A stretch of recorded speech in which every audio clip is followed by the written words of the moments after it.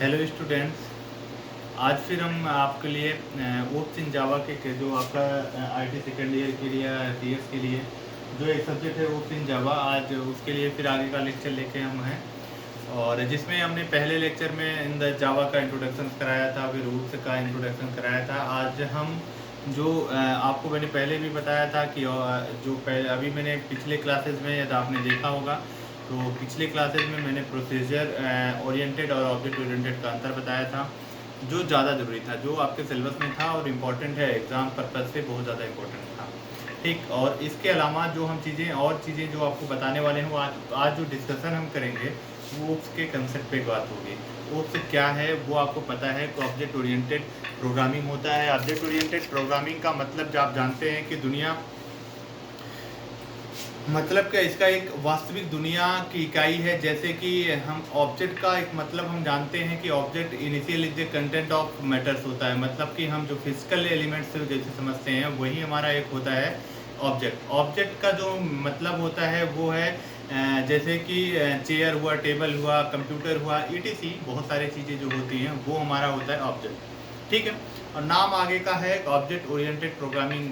ठीक है, तो ऑब्जेक्ट ओरिएंटेड प्रोग्रामिंग जो होता है इसका मतलब एक बेसिक जो मतलब होता है वो होता है क्लास एंड ऑब्जेक्ट का उपयोग करके, क्लास और ऑब्जेक्ट का उपयोग करके प्रोग्राम के डिज़ाइन को, ठीक है, प्रोग्राम के डिज़ाइन को एक प्रोसेस मतलब एक पद्धति जो होती है एक प्रोसेस में उसकी प्रोसेस के कंसेप्ट में इसको हम आदान प्रदान करते हैं और सॉफ्टवेयर को डेवलप करने में बहुत आसानी होता है। मतलब ये सॉफ्टवेयर को डेवलप करने के लिए सबसे सहायक होता है।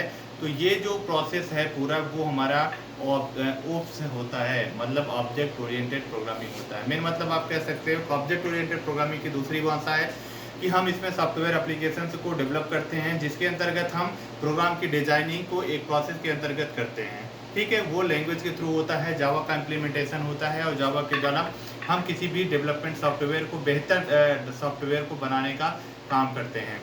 ठीक है, तो आपको ये सारी चीज़ें पता है। ओप्स का कंसेप्ट में जो जावा है आपका वो कंसेप्ट क्या है हमारे पास, कंसेप्ट में जो चीज़ें हैं ओप्स का वो है, पहले में आपको मैंने बताया था कि पहला ऑब्जेक्ट होता है।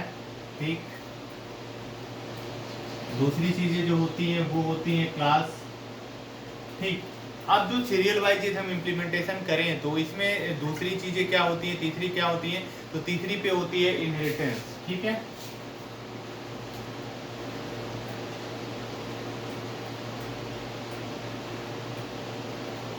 ठीक, इसके बाद आपका आ जाता है इनकैप्सुलेशन।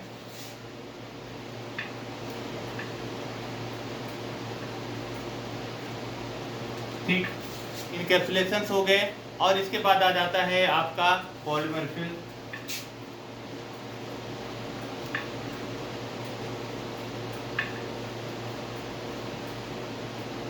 पॉलीमॉर्फिज्म और लास्ट आपका आ जाता है एब्स्ट्रैक्शन।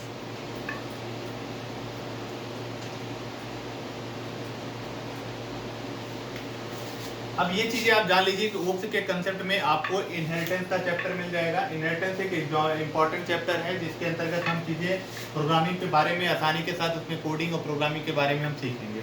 दूसरी चीजें हैं कि पॉलीमॉर्फिज्म, इनहेरिटेंस, इनकैप्सुलेशन और एब्स्ट्रैक्शन के बारे में हम आपको डिस्कशन कर देंगे। इसके भी कंसेप्ट पर काम होता है, इसकी भी कंसेप्ट में वर्किंग होती है।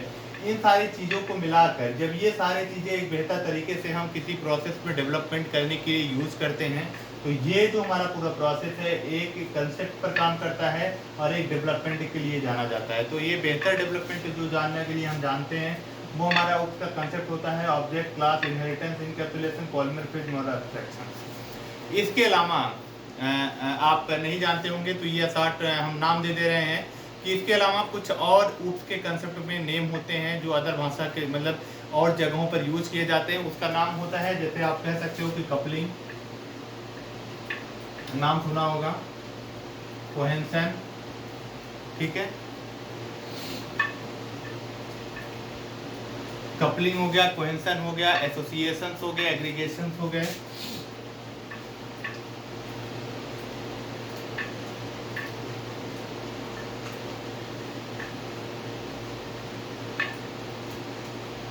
कपलिंग, कोहेंशन, एसोसिएशन, एग्रीगेशन और कंपोजिशन।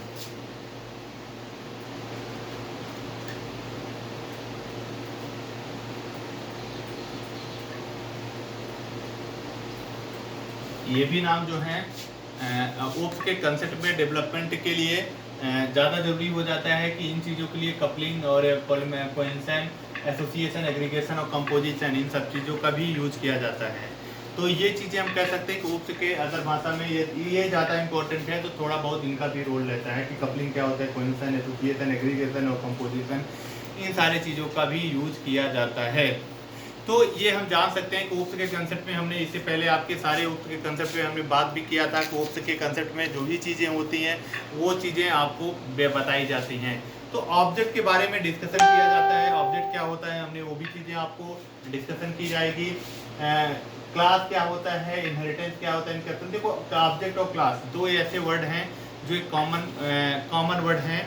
क्लास के बारे में भी आप अच्छी तरह से जानते होंगे और एक ऑब्जेक्ट के तौर पे जानते होंगे। ये दिन इनिशियल हम आप एग्जांपल के तहत हम जानते चाहते हैं तो कोई भी एक वस्तु जो होती है, कोई अभी ऑब्जेक्ट होता है, जैसे कंप्यूटर हो गया, टेबल हो गई, कुर्सी हो गई, ठीक है, तो ये हमारा एक ऑब्जेक्ट की क्रिएशन होती है। तो इनमें जो एक चीज़ें हम एक तरीके से बता सकते हैं कि जहाँ पर स्टेट और बिहेवियर दोनों चीज़ों की इकाई, मतलब दो चीज़ों का जो चीज़ें वैल्यू रखती हैं, जहाँ पर स्टेट और बिहेवियर दो चीज़ें जहाँ पर वैल्यू रखती हैं वो हमारा ऑब्जेक्ट होता है। जैसे चेयर में भी दो चीज़ें, स्टेट भी है, बिहेवियर भी है। तो इन चीज़ों पर लेकर कह सकते हैं, और दूसरी भाषा में या हम कह सकते हैं कि एक फिजिकल लॉजिकल होता है, मतलब ऑब्जेक्ट एक फिजिकल और लॉजिकल होता है। मतलब ऑब्जेक्ट के बारे में यदि हम डिस्कशन करें तो ये हमारे पास फिजिकल भी होता है और लॉजिकल भी होता है। ओके, तो ये फिजिकल लॉजिकल दोनों कंसेप्ट पर काम करता है। ऑब्जेक्ट के क्रिएशंस होते हैं, ऑब्जेक्ट के क्रिएशंस में मान सकते हैं कि स्टेट और बिहेवियर, और एक चीज़ और, स्टेट और बिहेवियर जो ऑब्जेक्ट के नाम पे हम जानते हैं, तो इनमें तीन चीज़ें होती हैं। आपका स्टेट हो जाता है, बिहेवियर हो जाता है और बिहेवियर हो जाता है और आइडेंटिटी हो जाती है। ये जो कंसेप्ट होता है, इन तीनों चीज़ें जो होती हैं एक ऑब्जेक्ट को क्रिएट करती हैं। एग्जांपल जैसे हम डॉग के बारे में, डॉग भी एक ऑब्जेक्ट है, तो डॉग के बारे में यदि हम डिस्कशन करते हैं तो डॉग हमारा क्या है, एक ऑब्जेक्ट है, वो भी एक स्टेट को फॉरवर्ड करता है। बिहेवियर उसका डॉग का पता है, ये आइडेंटिटी क्या होता है, उसकी भी पहचान सब जानते हैं। तो हम एक एग्जाम्पल के तौर पर चेयर ले सकते हैं, और जो चीज़ें होती हैं कि हम जैसे कंप्यूटर ले सकते हैं, तो ये भी एक हमारे लिए एक ऑब्जेक्ट के रूप में क्रिएट किया जाता है। ठीक, तो दूसरी चीज़ें ऑब्जेक्ट के रूप में और चीज़ें क्या होती हैं कि it is the basic unit of object oriented programming and represent of the real life entities. मैंने ये आपको बता दे रहा हूँ कि it is the basic unit of object oriented programming and आपका represent the real life entities. तो ये चीज़ें आप इतना जान लीजिए कि ये रियल लाइफ के एंटिटीज को रिप्रेजेंट करता है, और ये बेसिक यूनिट जो होती है ऑब्जेक्ट ओरिएंटेड प्रोग्रामिंग की वो होती है। तो स्टेट, बिहेवियर, आइडेंटिटी ये ऑब्जेक्ट क्रिएशन की क्रिएटर होती है, जिसके लिए हम इसको बेहतर तरीके से जान पाते हैं। क्योंकि ओप्स जो होता है, ओप्स का जो मॉडुलर स्ट्रक्चर होता है वो आपको बताया गया है कि गुड फॉर द डिफाइनिंग, मतलब कि मॉडुलर स्ट्रक्चर्स की जो क्रिएट होती है वो ऑब्जेक्ट के रूप में भी बहुत बेहतर काम करता है। तो स्टेट, बिहेवियर और आइडेंटिटी जो है ऑब्जेक्ट के रूप में क्रिएट की जाती है। तो इनके बारे में हम डिस्कशन यदि कर लें तो ऑब्जेक्ट और बिहेवियर के बारे में डिस्कशन किया गया था। और जिसके बारे में क्लास के बारे में यदि हम बात कर लें तो क्लास के बारे में हम दूसरी चीज़ें जो हम क्लास के बारे में डिस्कशन कर लें तो सब जानते हैं कि कलेक्शन ऑफ द क्या होता है, collection of the object is called of object class. तो object, collection of object is called class. तो मतलब कि जो ऑब्जेक्ट का कलेक्शंस होता है वो हमारा क्लास होता है। ये चीज़ें तो सबको पता है, ये बेसिक मतलब बेसिक डिफिनेशंस हैं, बेसिक चीज़ें हैं। तो यदि हम काम करें, यदि हम कंप्यूटर की भाषा में जानना चाहें या जावा प्रोग्रामिंग के बारे में, क्लास के बारे में जानना चाहें, तो हमने एक चीज़ ये बताया था आपको कि एडवांटेज के तौर पे या उसमें क्या होता है कि वो ओप्स का जो कंसेप्ट होता है वो क्रिटिकल, मतलब जटिल जो प्रोग्राम्स होते हैं, कॉम्प्लेक्स जो प्रोग्राम होते हैं, उसकी एक सरल रूप से प्रस्तुत करने का मेन काम होता है। तो ऑब्जेक्ट के रूप में क्या होता है कि ऑब्जेक्ट के रूप में बहुत सारे ऑब्जेक्ट हो जाते हैं, उनको हम कैसे मतलब एक इनिशियल वर्किंग के तहत या हम उसके प्रोसेस के तहत उसको हम ये रिप्रेजेंट करें, तो ये काम आपका ऑब्जेक्ट बेसिक क्लास का जो सारे क्लासेस है, सारे ऑब्जेक्ट इकट्ठे हो जाते हैं तो क्लास को भी मैनेज करना पड़ता है। तो ये हम जावा में क्लास की डिफिनेशन ये जानना चाहें तो कह सकते हैं कि class is a user defined a blueprint, ठीक है, ब्लूप्रिंट या कह सकते हैं प्रोटोटाइप, ब्लूप्रिंट के बारे में कह सकते हैं prototype from which object are created. मतलब कि हम क्लास को जो यूजर द्वारा जो डिफाइन किया जाता है, ब्लूप्रिंट हो या प्रोटोटाइप का फॉर्म हो, वो ऑब्जेक्ट को क्रिएट करता है।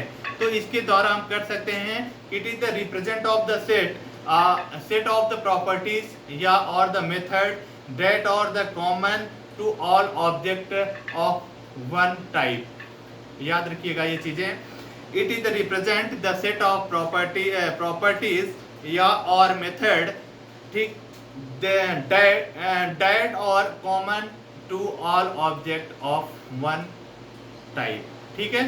तो मतलब हम कह सकते हैं कि जो हमारे पास ब्लूप्रिंट या प्रोटोटाइप के रूप में जो ऑब्जेक्ट को क्रिएट करता है, या दूसरी भाषा में कह सकते हैं मेथड के रूप में जो यूज किया जाने वाला है, या जो हमारे पास प्रॉपर्टीज होती है, सेट ऑफ प्रॉपर्टीज को उसको रिप्रेजेंट करने के लिए, then is the all object of the one type. मतलब कि हमारे पास जितने भी ऑब्जेक्ट होते हैं उसको एक प्रोसेस में हमें रिप्रेजेंट करना ही हमारा जो होता है वो क्लास होता है। तो हम कह सकते हैं कि क्लास में तो इसकी क्लासेस के रूप में हम जो चीजें जानते हैं कि वो सेट ऑफ प्रॉपर्टीज या मेथड होते हैं जो कॉमन ऑफ ऑब्जेक्ट या वन टाइप के बारे में वो डिस्कशन करते हैं।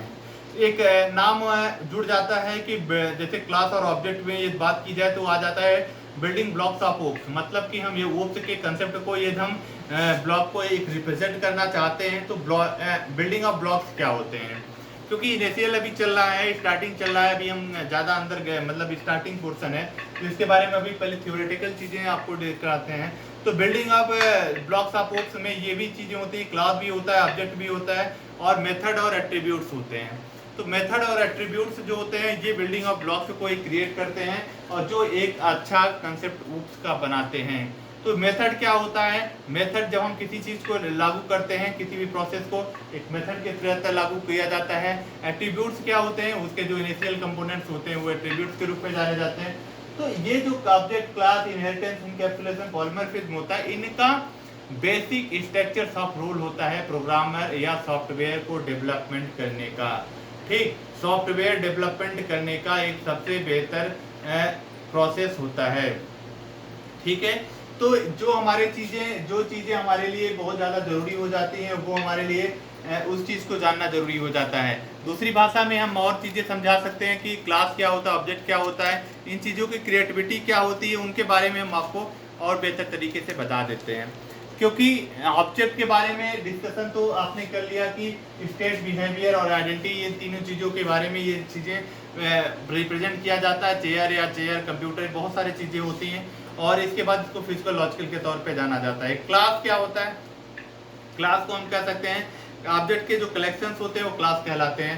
जो क्लास जो होता है ब्लूप्रिंट के रूप में परिभाषित किया जाता है, या हम प्रोटोटाइप के रूप में उसको हम परिभाषित करते हैं। ये दो चीज़ें आपकी क्लियर हो गई, मतलब हम ऑब्जेक्ट के बारे में जान लिए तो स्टेट ऑफ बिहेवियर और आइडेंटिटी के बारे में, इन तीनों चीज़ों में जहाँ पर रहता है वो हमारा होता है ऑब्जेक्ट। क्लास क्या होता है कि the collection of the object is called of class, ठीक है। तो इसके बाद हम कह सकते हैं प्रोटोटाइप या ब्लूप्रिंट के अकॉर्डिंग हम इस चीज़ों को परिभाषित करते हैं, डिफाइन करते हैं, ठीक है। ये चीज़ें आप नोट कर लीजिएगा।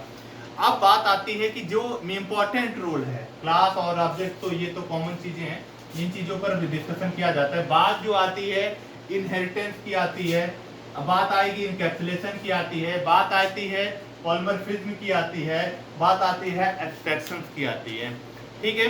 तो आज हम देखिए इनहेरिटेंस का चैप्टर है, बट हम इसकी बेसिक चीज़ें आपको बताएंगे, इनकैप्सुलेशन के बारे में भी बताएंगे बेसिक चीज़ें, पॉलीमॉर्फिज्म के भी बारे में बताएंगे, और एब्स्ट्रैक्शंस के बारे में भी बताएंगे, ठीक है। तो इनकैप्सुलेशन की बेसिक डिफाइनिंग आज कर दूंगा, और इसके बाद फिर एक एक करके हम जब आपके सिलेबस में चैप्टर में आएंगे तो उनको हम डिस्कशन करेंगे, कुछ प्रोग्रामिंग के साथ, कुछ उसके प्रोग्रामिंग कंसेप्ट के अकॉर्डिंग जो भी चीज़ें होंगी उनको भी हम यूज़ करने के लिए प्रोसेस में आपको बताएंगे। अब हम बात करते हैं इनहेरिटेंस का। इनहेरिटेंस का नाम आपने सुना होगा कि इनहेरिटेंस में जो प्रॉपर्टीज होती है दूसरे क्लास से प्राप्त होती है, मतलब हम कह सकते हैं विरासत में मिली हुई चीजें, इसकी अर्थ होती है विरासत में। मतलब एक कॉमन हम वर्ड बता सकते हैं कि किसी भी, जैसे पिता के बाद पिता की बनाई हुई प्रॉपर्टी को पुत्र आसानी के साथ पुत्र को ही मिलता है, तो ये होती है विरासत में मिली हुई धन पुत्र को। मतलब कि पीढ़ी दर पीढ़ी ये चीजें चेंज होती रहती हैं। एक मकान पिता ने बनाया तो बेटे को मिला, उनके बेटे को मिला, लगातार ऐसे प्रोसेस में वो चीजें चलती रहती हैं, वही होता है इनहेरिटेंस। ये हम कह सकते हैं कॉमन, ये हम कॉमन बेस के बारे में बता सकते हैं, मतलब कॉमन लैंग्वेज में हम ये चीजें जानते हैं इनहेरिटेंस को। लेकिन जब हम किसी चीज को हम मतलब प्रोग्रामिंग कंसेप्ट में जानना चाहते हैं या ऑब्जेक्ट या ओब्स के कंसेप्ट में हम जानना चाहते हैं, तो ये हमारे लिए क्या जरूरी हो जाता है। तो जब हम इन चीजों को कॉमन सब्जेक्ट के बारे में जानना चाहेंगे तो वो होता है कि जब हम कोई ऑब्जेक्ट किसी भी पेरेंट्स ऑब्जेक्ट के सभी गुणों और व्यवहार को प्राप्त कर लेता है, ठीक है, मतलब कह सकते हैं कि जब कोई भी पेरेंट्स ऑब्जेक्ट, पेरेंट्स का मतलब आप जान ही रहे हैं, then is the owner of the family, तो पेरेंट्स या जो चाइल्ड होते हैं उनके जो पेरेंट्स हैं, तो इन द पेरेंट्स ऑब्जेक्ट सभी जो आपके एडवांटेज हैं, गुण हैं, या आपका जो बिहेवियर है उनको आसानी के साथ वो ले लेता है, वही हमारा जो होता है इनहेरिटेंस होता है। दूसरी भाषा में हम कह सकते हैं कि पिता की बनाई हुई सारी संपत्तियों को बेटे ने आसानी के साथ ले लेता है, तो वही कहा जाता है इनहेरिटेंस। वही चीज हम बता रहे हैं कि जब कोई ऑब्जेक्ट किसी भी पेरेंट्स ऑब्जेक्ट के सभी गुणों, एडवांटेज और बिहेवियर को प्राप्त कर लेता है, तो वो इनहेरिटेंस कहलाता है। ये इस तरीके से हो गया, या आपका वही जो दूसरी पहली बात मैंने बताया वो है। इसके द्वारा एक क्लास की प्रॉपर्टीज, ये आप नोट कर लीजिएगा, इसके द्वारा एक क्लास की प्रॉपर्टीज किसी दूसरे क्लास से प्राप्त की जा सकती है। अर्थात पिता के द्वारा जितने भी गुण हैं वो पेरेंट्स में भी पाए जाए। मतलब कहने का मतलब ये है, यदि एक क्लास डिफाइन की जाती है यहाँ पे, तो दूसरी क्लास के लिए डिफाइनेशंस जो हैं, ठीक है, तो ये हम मान सकते हैं कि ये हमारे पास ओनर ऑफ क्लास के बारे में है, तो ये हमारा क्लास हो गया, ये क्लास 1 हो जाएगा, क्लास 2 हो जाएगा। रीजन ये हो जाएगा कि ये हमारे पास पेरेंट्स नोड हो जाएगा, पेरेंट्स नोड हो जाएगा, ये चाइल्ड नोड हो जाएगा, ठीक। तो ये जो होता है, ये जो प्रोसेस है हमारे लिए इनहेरिटेंस में, जब कोई ऑब्जेक्ट किसी भी पेरेंट्स ऑब्जेक्ट को सभी गुणों बिहेवियर को एक्सेस कर लेता है, अर्थात जो पेरेंट्स होता है वो चाइल्ड, तो पेरेंट्स के कुछ गुण तो बेटे में आती ही है, तो वही कॉमन सब्जेक्ट आप समझ सकते हैं कि इसके द्वारा एक क्लास की प्रॉपर्टीज किसी दूसरे क्लास के प्राप्त की जा सके अथवा और या इनहेरिट की जा सकती है। तो पहले या हम कह सकते हैं कि एक बेस क्लास होता है, एक डिराइव्ड क्लास होता है। तो पहले एक सिंपल सी बात बता देते हैं, बेस क्लास और डिराइव्ड क्लास क्या होता है, ये दोनों का अंतर आपको समझना चाहिए। तो पहले में जो बेस क्लास होता है, पहले से बने हुए क्लासेज जो होते हैं बेस क्लास कहलाते हैं, और जो न्यू क्लासेज होते हैं वो हमारे डिराइव्ड क्लासेज कहलाते हैं। मतलब पेरेंट्स जो होता है वो हमारा एक कहा जाए तो ये बेस क्लास होता है, ठीक, और ये जो होता है डिराइव्ड क्लास होता है,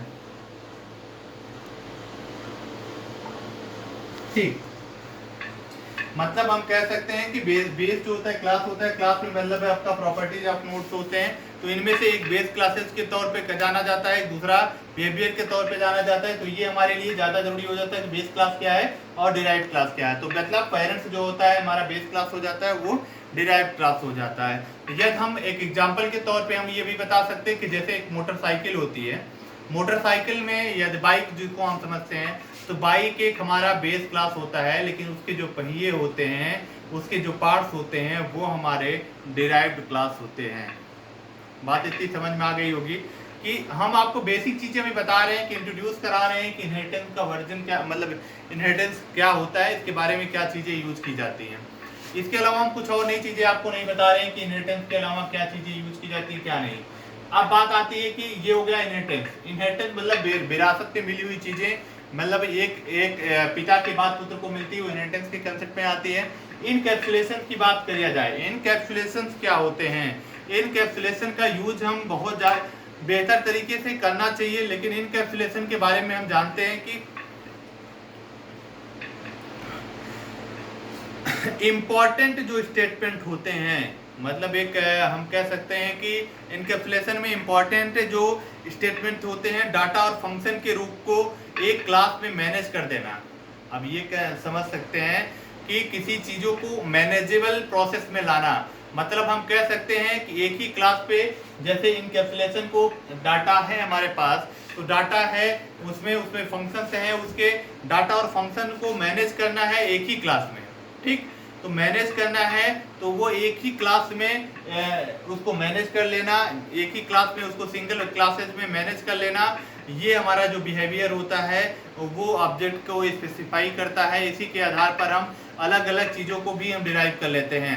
एक चीज़ वर्ड आपने जाना होगा कि पॉलीमॉर्फिज्म, पॉली का मतलब होता है कि मेनी, और मॉर्फिज्म का मतलब होता है फॉर्म। मतलब मेनी फॉर्म का मतलब आप जानते हैं, मेनी फॉर्म्स को मतलब बहुत सारे जो मिनी फॉर्म्स को एक फॉर्म में बना लेना, वो हमारा इनकैप्सुलेशन होता है। ठीक है, ये कॉमन भाषा है कि मतलब हम जान सकते हैं कि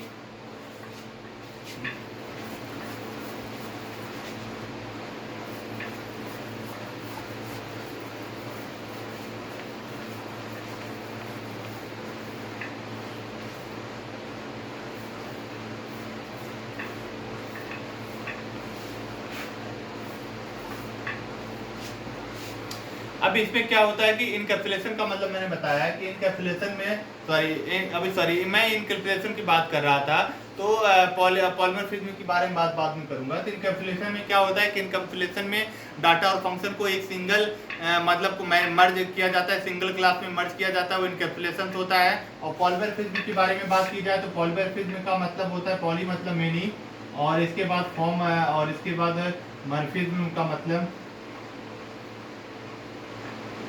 फॉर्म। मतलब मेनी फॉर्म का मतलब होता है पॉलीमॉर्फिज्म का मेनी फॉर्म, या सेम नेम के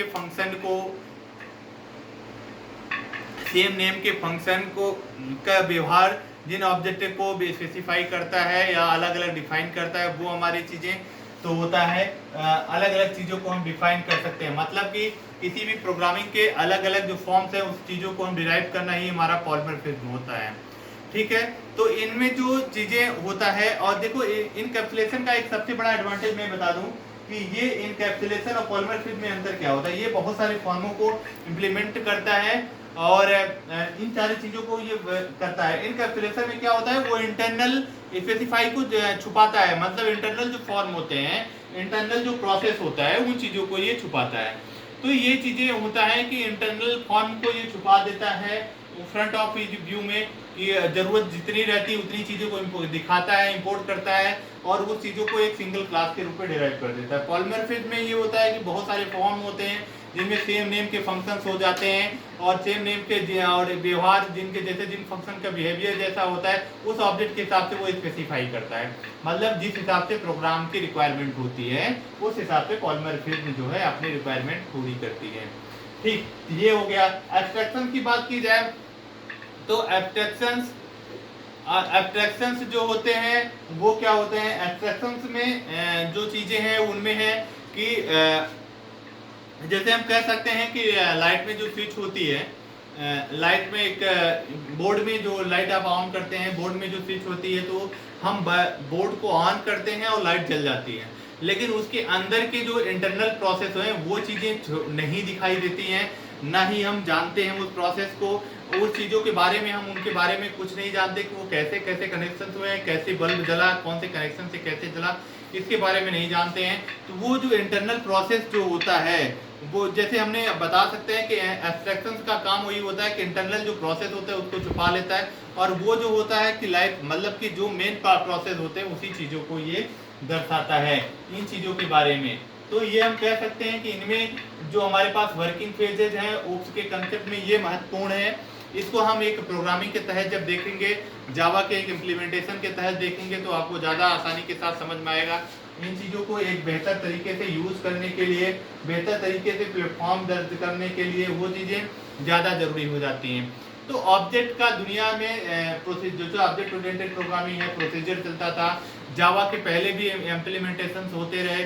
तो जावा का जो सबसे पहले इम्प्लीमेंटेशन होप के कंसेप्ट हुआ, उस पर जो जावा का कंसेप्ट चल रहा है आज भी पाइथन भी उसी पे बेस पे काम कर रहा है। तो जैसे हम कह सकते हैं कि ओप्स का जो कंसेप्ट है पाइथन के लिए भी जरूरी हो गया, सी प्लस प्लस के लिए भी जरूरी हो गया, और PHP के लिए हो गया है। तो इन सारी चीज़ों के लिए लेकर पूरी तरह से ये क्रिएटिविटी करता है। तो हम आपने आज के लेक्चर में मैंने ऑब्जेक्ट क्लास और इनहेरिटेंस, इनकैप्सुलेशन, पॉलीमॉर्फिज्म, एब्स्ट्रैक्शन, इन सारी चीज़ों के बारे में डिस्कशन कर लिया। ओप्स के कंसेप्ट के बारे में थोड़ा बहुत आपको बेसिक चीज़ें मैंने बता दी हैं। बाकी चीज़ें मैं प्रोग्रामिंग के थ्रू मैं जब आपको पढ़ाने लगूंगा, जब चैप्टर वाइज तो डिस्कशन करूंगा। अभी तो ओप्स के कंसेप्ट में एक छोटा सा नॉर्मल टॉपिक था जिसको हमने आपको इंट्रोड्यूस करा दिया, और इन चीज़ों को आप बेहतर तरीके से समझ लीजिएगा। कोई भी प्रॉब्लम होती है तो हमारे डिस्क्रिप्शन या स्टेटमेंट में आप उन चीज़ों को आप बताइएगा, उस हिसाब से हम कुछ नई नई चीज़ें को आपको बताएंगे। मैंने आपको स्टार्टिंग में बता दिया कि मेन ओप्स का जो कंसेप्ट था, ओप्स क्या होता है मैंने बता दिया। OOPs object oriented programming language का मतलब ही यही होता है कि जब हम क्लास और ऑब्जेक्ट के उपयोग करके, मतलब हम क्लास को भी ऑब्जेक्ट को भी दोनों को हम यूज करके हम एक प्रोग्राम को डिजाइन करने में के लिए एक जो प्रोसेस होता है इस कंसेप्ट का प्रदान करके, मतलब जो प्रोसेस होता है उस कंसेप्ट में जो हमारा object of programming, object of class के द्वारा जो प्रोग्राम बनाया जाता है उस प्रोग्रामिंग को, कंसेप्ट को प्रदान करने के लिए एक सॉफ्टवेयर डेवलपमेंट मतलब सॉफ्टवेयर डेवलपमेंट का जो होता है, डेवलपमेंट के साथ साथ उसको हम एक सरल रूप देते हैं और सरल रूप से उसको रिप्रेजेंट करते हैं, वही हमारा ऑब्जेक्ट ओरिएंटेड प्रोग्रामिंग लैंग्वेज होता है। तो ऑब्जेक्ट प्रोग्रामिंग लैंग्वेज का लगातार यूज बढ़ता जा रहा है। पाइथन में ओप्स का कंसेप्ट ही बहुत बेहतर काम करता है, क्योंकि पूरा पाइथन दुनिया का मान सकते हैं कि शॉर्ट टर्म पर, या हम जावा को कोई टक्कर देने वाला कोई लैंग्वेज है या जावा के कंपेयर किया जाए तो पाइथन बेटर लैंग्वेज है। प्रोग्रामिंग कंसेप्ट में मैं मानता हूँ, या बेसिक चीज़ें मुझे जहाँ तक अभी तक मुझे अपनी नॉलेज के अकॉर्डिंग पता है कि ये जावा और पाइथन के बीच में, तो पाइथन तो बेस्ट प्रोग्रामिंग कंसेप्ट है, शॉर्ट टर्म में यूज किया जाता है, लेकिन पूरे ओप्स कंसेप्ट में जो ओप्स का कंसेप्ट यहाँ पर हम जावा में पढ़ते हैं, सेम वही प्रोसेस, सेम वही कंसेप्ट, सेम वही चीजें हम पाइथन में पढ़ते हैं। तो पाइथन में भी पढ़ते हैं, लेकिन पाइथन की इसकी कोडिंग कुछ अलग होती है, उसकी कोडिंग कुछ अलग होती है, ये सारी चीज़ें चेंज होती हैं। इन चीज़ों के बारे में हम आपको एक एक करके आपको बताते रहेंगे, और जो कोई प्रॉब्लम हो इन चीज़ों के बारे में आप इंटरनेट से और चीज़ों की हेल्प से कर लीजिएगा, नोट्स को बनाते रहिएगा। और इसके बारे जब मौका मिले, जैसे हम आपको फिर नेक्स्ट लेक्चर में अब इनके बारे में इसके आगे पढ़ाऊंगा, जैसे इनकी आईडी का बारे में पढ़ना है और इन सब चीज़ों के बारे में आपको डिस्कशन करता रहूँगा, क्योंकि इन सब चीज़ों की ज़रूरत जब पड़ती है, जावा का जो यूज हो आता होता है, इन चीज़ों के बारे में आपको मैंने बता दिया कि जावा का डेवलपमेंट कब हुआ, जावा कैसे कैसे डेवलपमेंट किया, डेवलप कैसे हुआ, कब कब इसकी शुरुआत हुई, कब इनकी चीज़ें ज़रूरत पड़ी, कब ओप्स का कंसेप्ट लागू हुआ, कब इन चीज़ों के बारे में हम अच्छी तरह से जानें, क्योंकि ओप्स का कंसेप्ट हमारे लिए ज़्यादा महत्वपूर्ण है, और जिस पे जावा और जैसे पाइथन के लैंग्वेजों के लिए ये सबसे ज़्यादा इम्पोर्टेंट हो चुका है। और आने वाले समय में मुझे जहाँ तक लगता है ओप्स का कंसेप्ट का सबसे ज़्यादा यूज रहेगा, ठीक है।